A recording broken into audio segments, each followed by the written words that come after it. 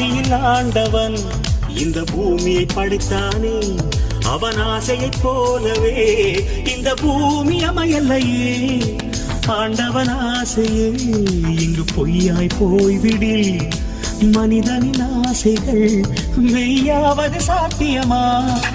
நன்மை என்றும் தீமை என்றும் 4 பேர்கள் சொல்லுவது நம்முடைய பிழை இல்லையே. துன்பம் என்ற சிப்பிக்குள் தான் இன்பம் என்ற முத்து வரும், துணிந்த பின் பயம் இல்லையே. கண்ணீர் துணியில் வைரங்கள் செய்யும் கலைகள் கண்டு கொள். காலுக்கு செருப்பு எப்படி வந்தது, முள்ளுக்கு நன்றி சொல். புயல் மையம் கொண்டால் மழை மண்ணில் உண்டு, எந்த தீமைக்குள்ளும் சிறு நன்மை உண்டு. ஓ